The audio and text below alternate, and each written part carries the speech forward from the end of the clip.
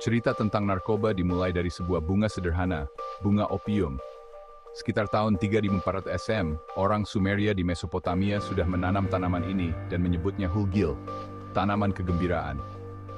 Mereka kemungkinan besar mengonsumsi opium untuk efek psikoaktifnya, merasakan euforia dan penghilang rasa sakit. Orang Mesir kuno juga menggunakan opium, menghargainya untuk tujuan pengobatan dan kesenangan. Penggunaan opium menyebar melalui jalur perdagangan, mencapai Yunani dan Romawi. Peradaban ini menggunakan opium dalam ritual dan pengobatan. Opium adalah bahan umum dalam obat penghilang rasa sakit dan obat tidur.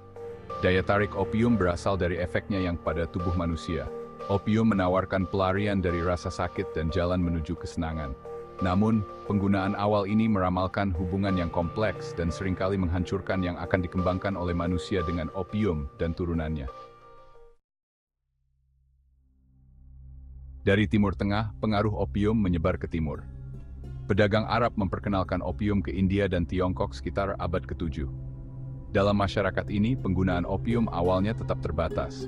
Opium terutama digunakan untuk tujuan pengobatan, seringkali dikontrol oleh dokter dan tabib. Namun, seiring berjalannya waktu, penggunaan opium untuk rekreasi meningkat.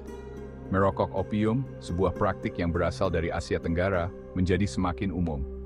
Metode konsumsi ini memberikan bentuk obat yang lebih kuat dan adiktif. Meningkatnya kebiasaan merokok opium bertepatan dengan perubahan sosial dan ekonomi yang signifikan di Tiongkok. Dinasti Qing, yang menghadapi kerusuhan internal dan tekanan dari kekuatan Barat, melihat peningkatan penggunaan opium di antara penduduknya. Ini akan memiliki konsekuensi yang mengerikan di abad-abad berikutnya.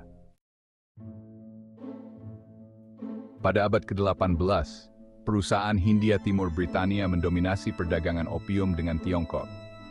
Mereka berusaha untuk menutupi defisit perdagangan mereka dengan mendorong konsumsi opium di antara penduduk Tiongkok. Hal ini menyebabkan kecanduan yang meluas dan kerusuhan sosial. Pemerintah Tiongkok yang khawatir dengan krisis yang berkembang, berusaha untuk membatasi perdagangan opium.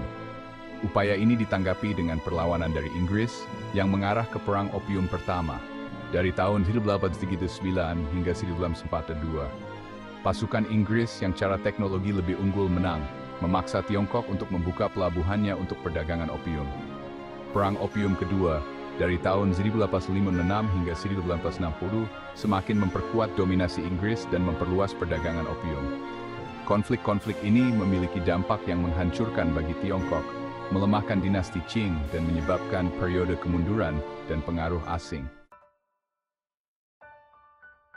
Bagian 4 morfin, kebangkitan obat penghilang rasa sakit. Pada tahun 1924, isolasi morfin terjadi. Friedrich Serturner mengekstraksi alkaloid ini dari opium. Morfin dipuji karena sifat analgesiknya yang kuat. Penemuan jarum suntik pada tahun 1953 meningkatkan aplikasi medis morfin. Injeksi langsung ke aliran darah memberikan penghilang rasa sakit yang cepat. Morfin menjadi bahan pokok di medan perang. Namun, sifat diktifnya menyebabkan ketegangan meluas. Bagian 5, heroin. Dari obat batuk menjadi bencana. Pada tahun 1874, untuk mencari alternatif morfin yang kurang adiktif, ahli kimia Inggris C.R. Alder-Wright mensintesis heroin.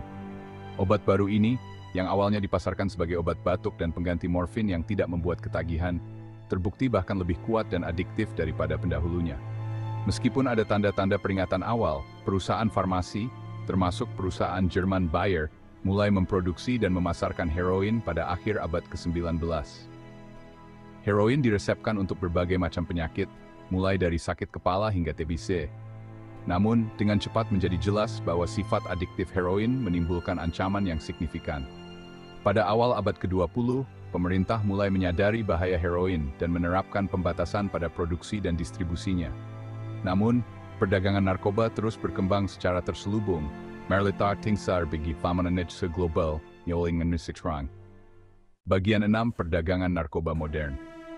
Abad ke-20 menyaksikan munculnya organisasi perdagangan narkoba internasional. Wilayah utama termasuk segitiga emas di Asia Tenggara dan bulan sabit emas di Asia Barat Daya.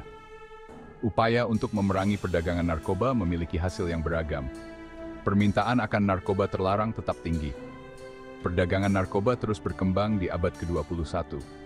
Narkoba sintetis seperti fentanyl menimbulkan tantangan baru. Sains sepin ikut jadi. Hilin berbagi.